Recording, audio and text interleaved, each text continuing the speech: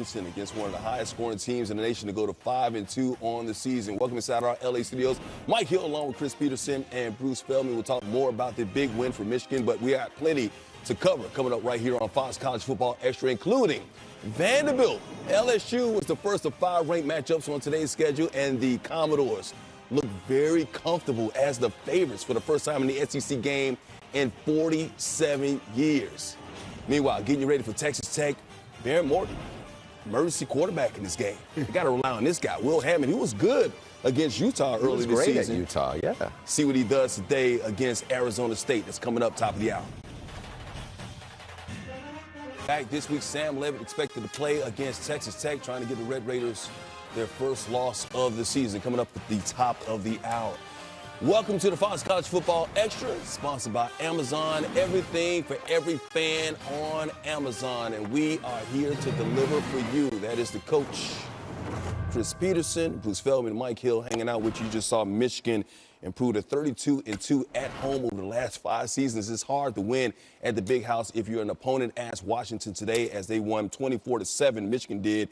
This looked like old school Michigan football today. Solid quarterback play, strong running game, and that defense was dominant today, Coach. I mean, when you think of Michigan, you think of identity. You think about defense, running the ball, and winning at home. And you just hit on all those things right there. You know, Bryce Underwood, with Bruce, you'll refer to, he did a nice job. But, I mean, I think about how good Damon Williams is. I think he's really one of the best kept secrets in the country. People don't know about him as much outside of Seattle as they should.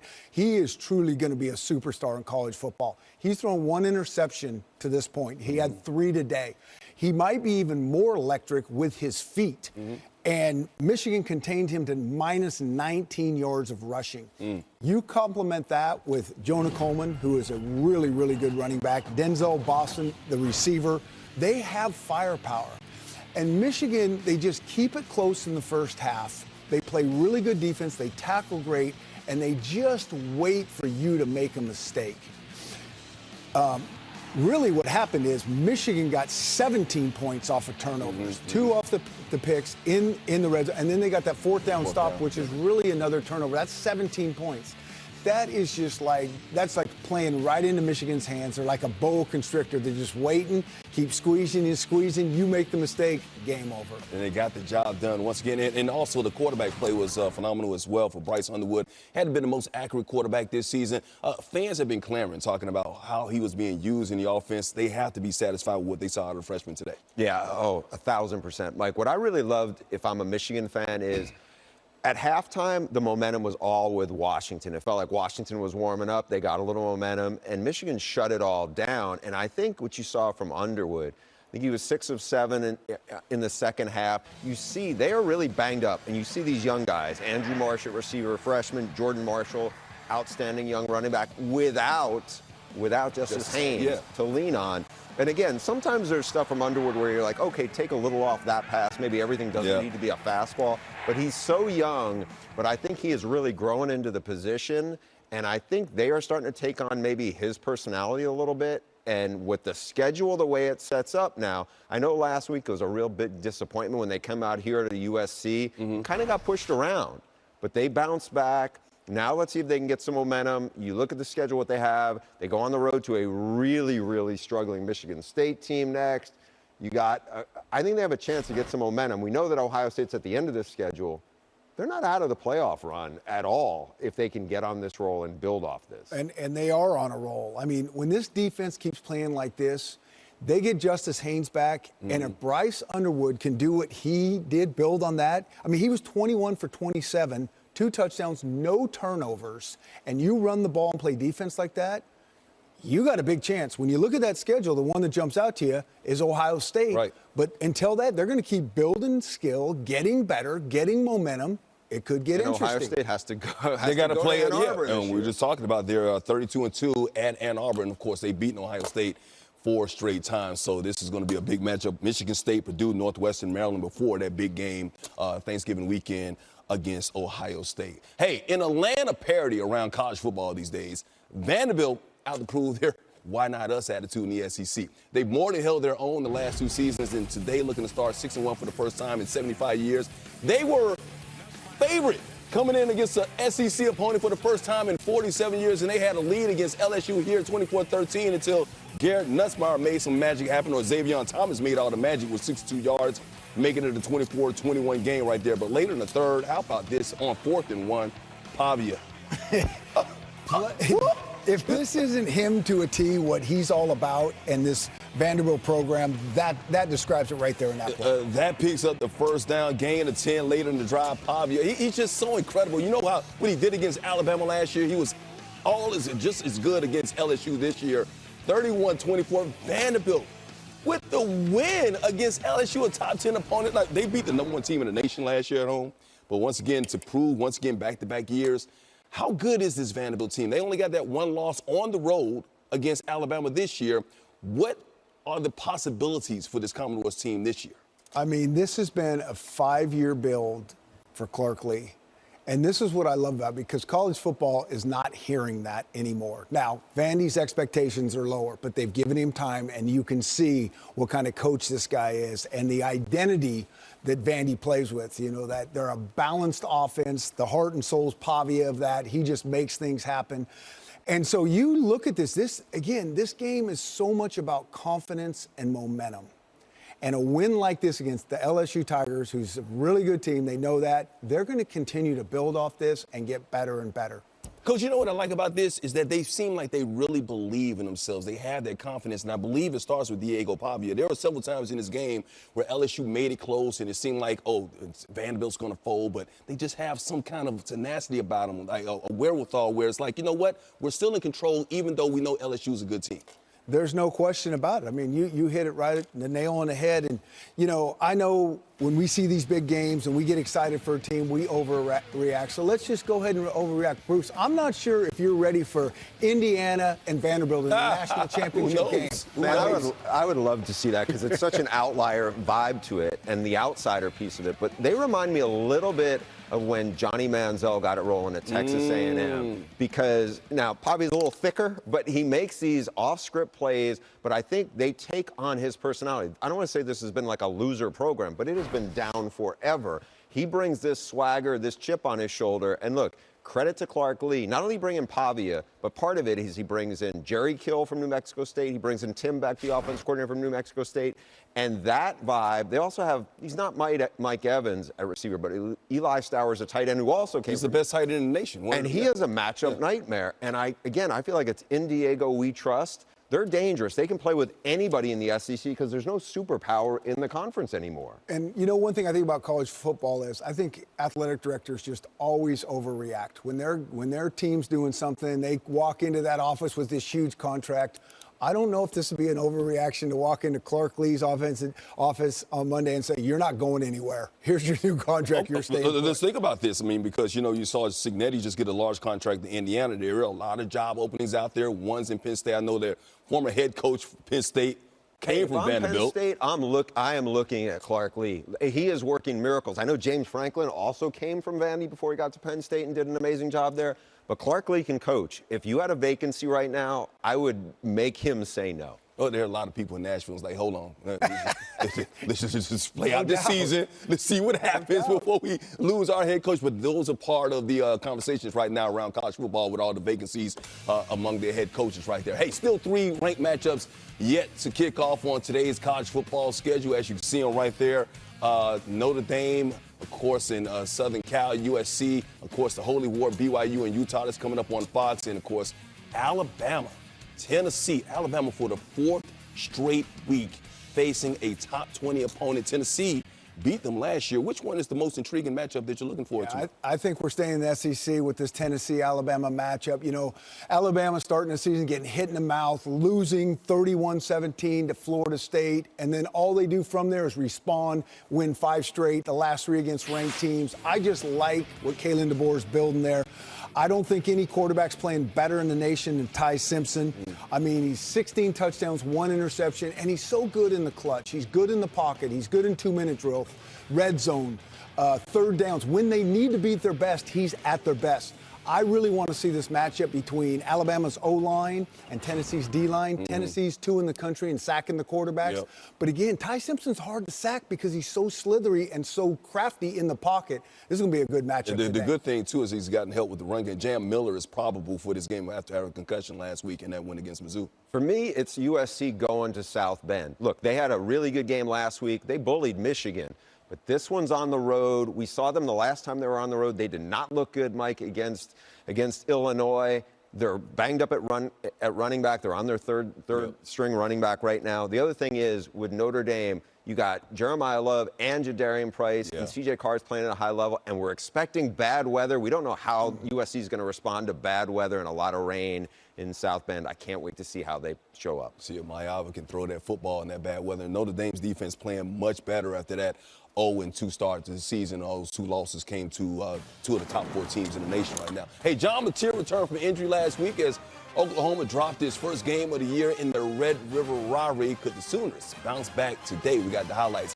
And Georgia Tech kind of flying below the radar despite being undefeated. Are they the team to beat in the ACC this year? Yes. Okay, well, you heard it right there. They're looking to go to 7-0 for the first time since 1966. I don't think any of us were born back then. Terrence Carter, he definitely wasn't born. He's tight end for Texas Tech. Going to be getting passes from a backup quarterback. We'll preview this Texas Tech-Arizona State game coming up.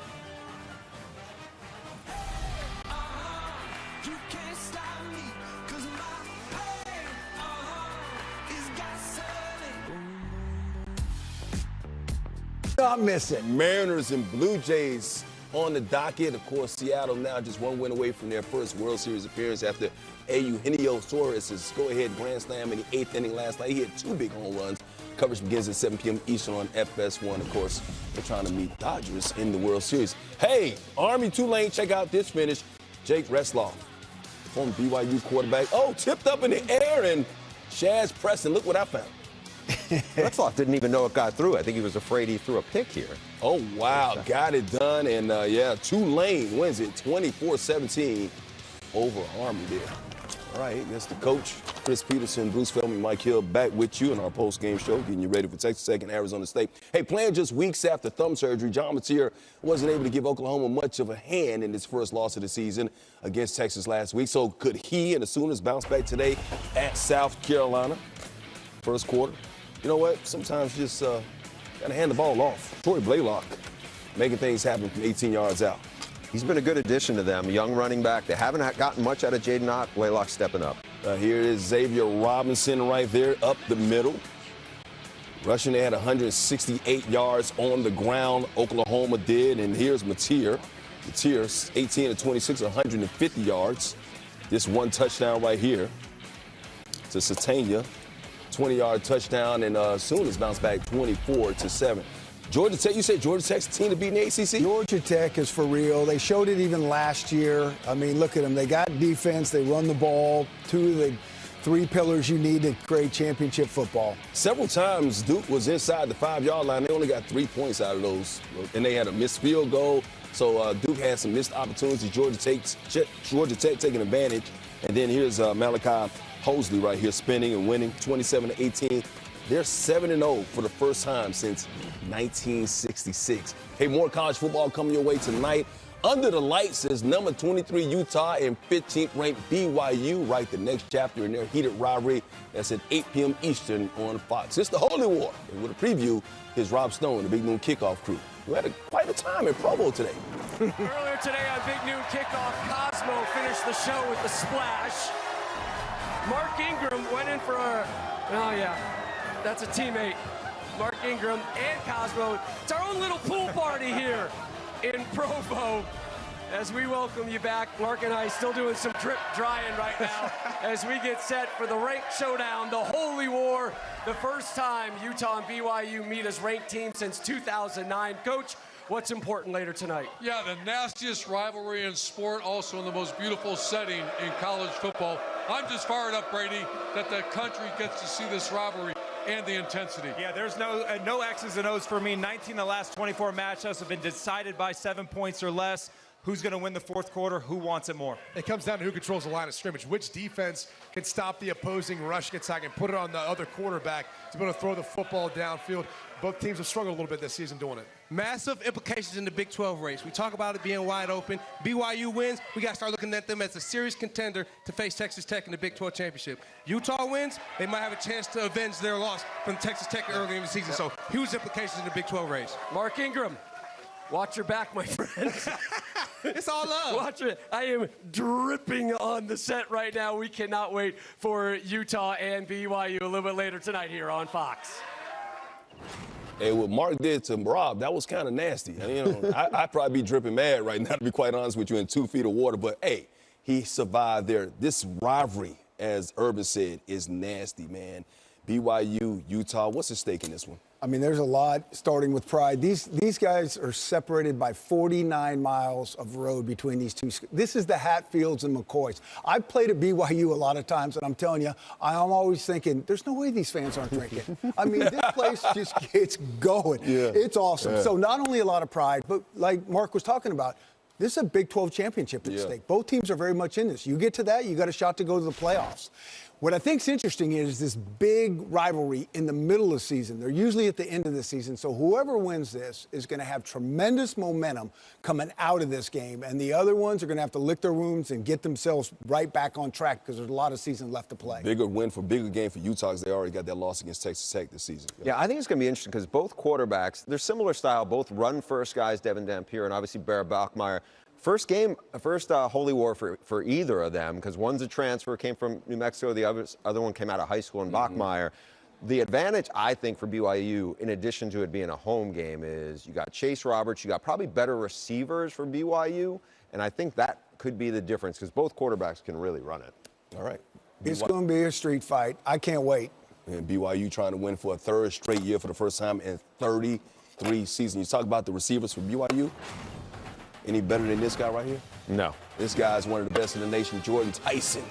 Arizona State wide receiver getting ready to go against that tough Texas Tech defense.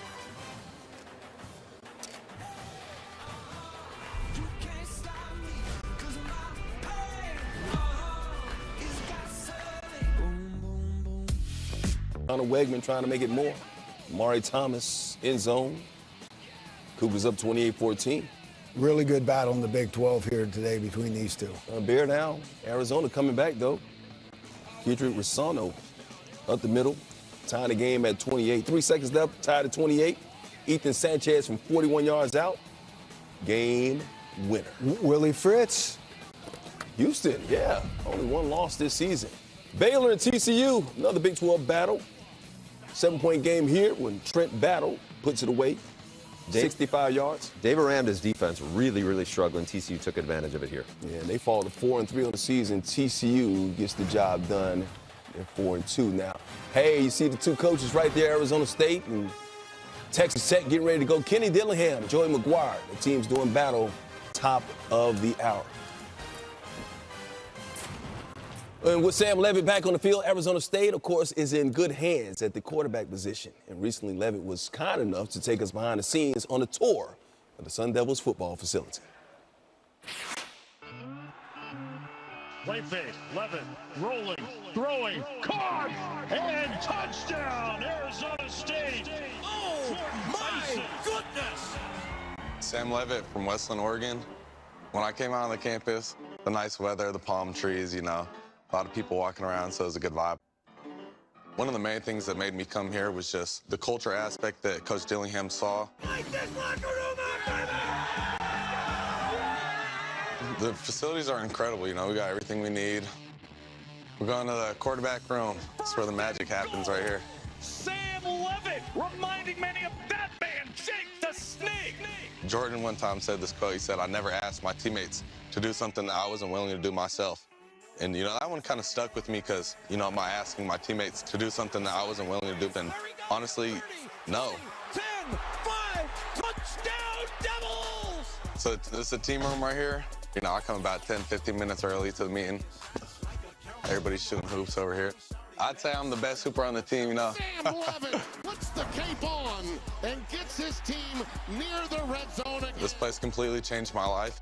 It changed my perspective on a lot of things. You know, I became a better person, better player. The ball needs to be in the hands of number 10. Sam is the leader of the squad. He sets the tone. I look at Pat Tillman, the way that he's impacted people on a different level. You know, you got to run out before game days and, you know, tap him. You know, I feel like it's just a reminder of what we do this for. Levitt helping us find his way around the facility last week. Without him, they couldn't find much of anything on offense. Just 10 points in that game.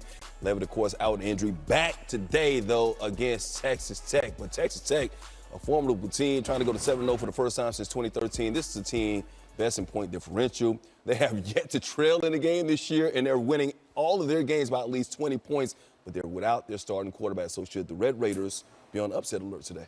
Mike, when you're in the Big 12, you always got to be on upset alert. Crazy stuff happens in this league, but what I think separates Texas Tech from everybody else in the conference, we've talked a lot about how much money they have spent, thanks Cody Campbell, big booster, billionaire.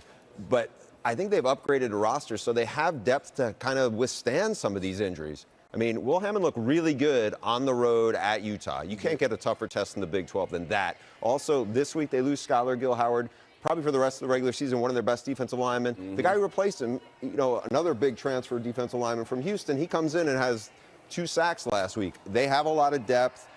I like their chances, not just today, but the rest of the way, because they're so deep and so talented, Coach. And if Texas Tech is not on upset alert, you're exactly right. They will get beat in this conference in college football today. And Kenny Dillingham will have his guys ready to play. But what I like about Texas Tech is this new identity. They've always been about offense, and they still are, but they got a defense that will travel. This is the #1 run defense in the country. They're the #1 scoring defense in the Big 12. They get after the quarterback. They get the #1 sack master in the country in David Bailey. Arizona State has given up the most sacks in the Big 12. That's a bad combination. So I kind of really like where Texas Tech is sitting today, as long as their mind is right and they're ready to compete for real. All right, see what happens. Arizona State 9-0 since last season at home. See if they can pull off the upset against Texas Tech. Caleb Douglas ready to go, the wide receiver leading the team with 24 receptions and receiving yards as well this year. Once again, backup quarterback Will Hammond will be throwing the ball to him. And Raleek Brown, of course, they don't have Scatterboo no more. He's with the Giants. They wish He's they a did. pretty good one, too. Good battle in the Big 12 coming up right here on Fox. Stick around. You can't